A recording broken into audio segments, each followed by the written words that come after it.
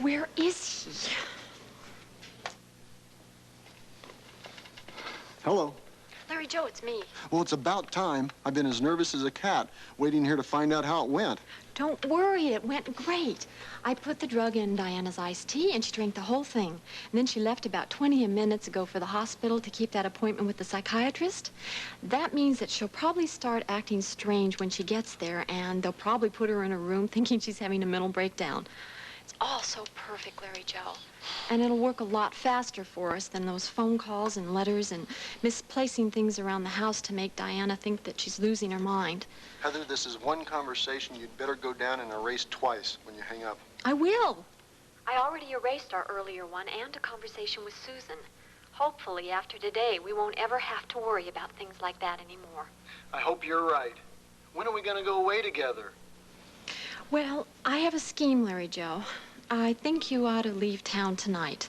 Without you? No way. Now, just listen to my plan before you start objecting, will you? I'm sure that within a day or two after Diana's seen today, Peter's going to ask Jeff and me to look after PJ until she's well again. But even when she starts acting normally after the drug wears off, she won't trust herself with PJ. And Peter's bound to want her to go into a mental institution for treatment. Once I have PJ for Jeff, I can come and meet you. No. Look, I don't like the sound of it. That could take weeks, Heather. But it won't. It'll happen very quickly, you'll see. It's the best way, Larry Joe. Where am I supposed to go?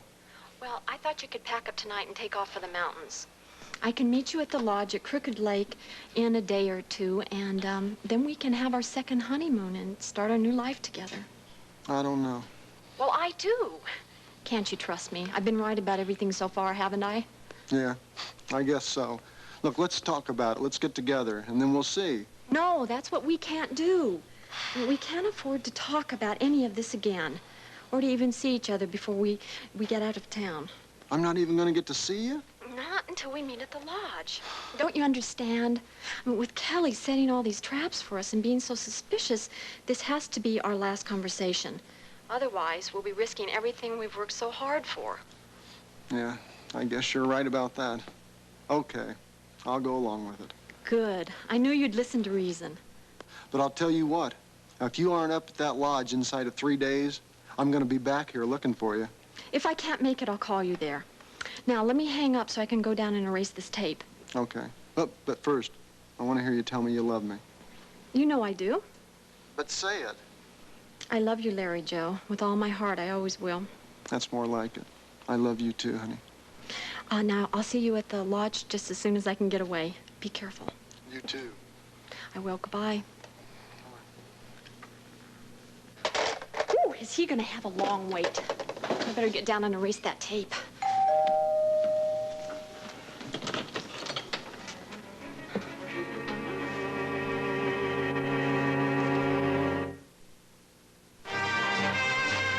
General Hospital will continue in a moment.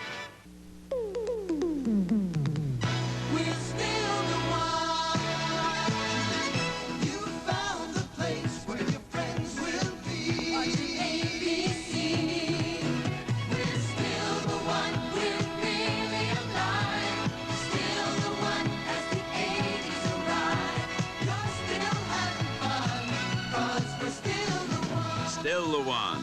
ABC. What on earth are you doing here? As soon as I finished here, I was going to rush home to celebrate your birthday with you. Well, I guess it doesn't matter. Happy birthday, darling. Now listen, I'm going to give you one more kiss and then you have to leave because I have a whole bunch of surprises planned for you. Sweetheart, what's the matter? You have the strangest look in your eye. I wish you could see yourself. Heather, I've got to talk to you. Now? I mean, right now. About what? Honey, there are a lot of things we've got to talk about. I want us to sit down right now, very quietly, and talk some things through. Oh, darling, can't it wait until tonight? I have a million things to do yet. I couldn't concentrate on anything yet anyway. Heather, I've got to talk to you right now. We've got to face this thing. Gee, you sound so serious. Well, it's about one of the most serious things we've ever had to face. But we'll see it through, honey. The way we have everything else since we've been married. All right, sweetie, if it's that important, okay, fine. Listen, but you're gonna have to wait a minute. I have some things to do. Now make yourself comfortable. Oh, PJ, oh, darn. Heather, this can't wait. Not another minute, not another second. I've got to talk to you now. Jeff, it has to wait. PJ's crying. I can't let him cry in there all alone. I mean, he knows that I come to him the minute he wakes up. He depends on me for everything.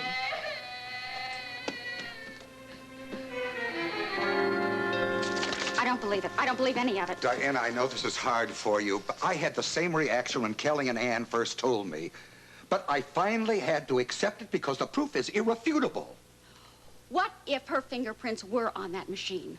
What if they were actually Heather's on that tape recorder? Maybe she just stumbled upon it accidentally in our cedar closet. Maybe she just touched it and wondered what it was doing there. Did she ever mention it to you? No. But that's not so strange, Peter. No. Peter, I am not going to believe that someone I have loved and trusted would deliberately and maliciously undermine me like this. Someone that all the while was pretending to be my best friend. Diana, I know this is hard for you to accept, but... I can't accept it, Peter. I think that it was Ann and Kelly. I think they arranged the whole thing. I think that they staged the fingerprints, the lab report, and the tape erasures. Just to cover up all the hideous behavior that they played on her out at the park today.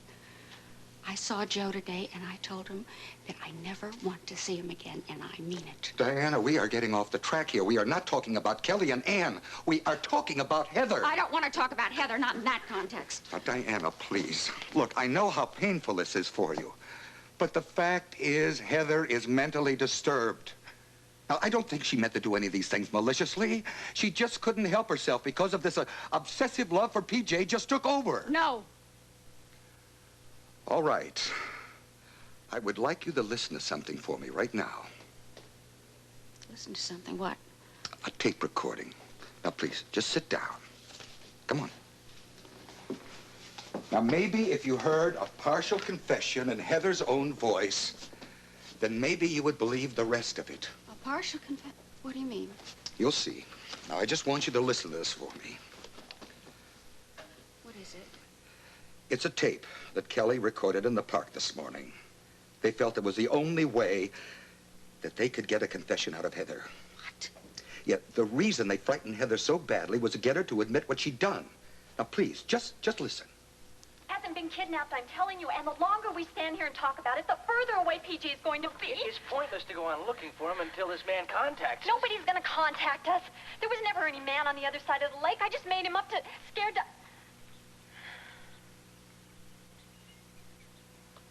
You made him up to scare Diana and to throw me off the track?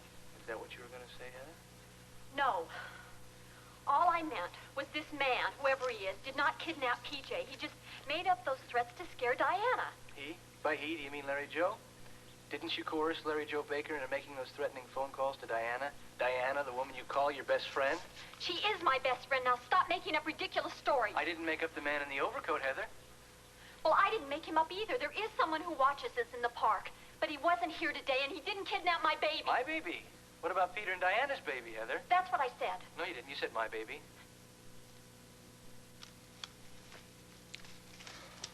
All right. You heard it for yourself. God, it's true. Oh, my God, Peter.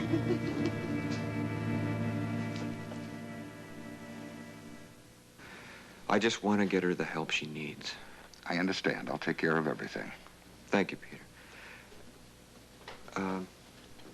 I'll talk to you later, all right? Yeah. Who is that? Oh, that was Peter. How's PJ? He was very restless. I had to walk around with him in my arms for a long time before he'd finally doze off. Oh, anyway, what is it that you wanted to talk to me about?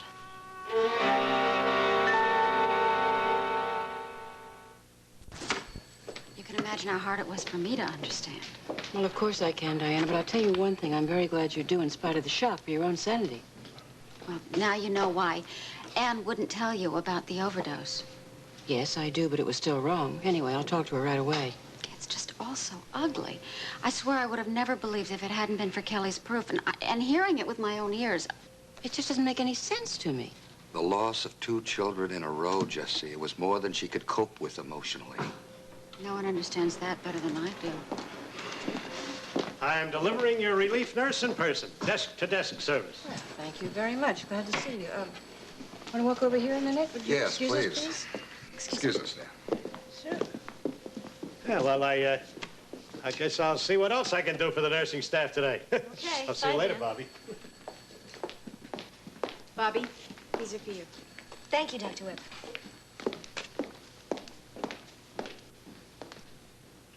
All right, hey, come on, sit down. Easy.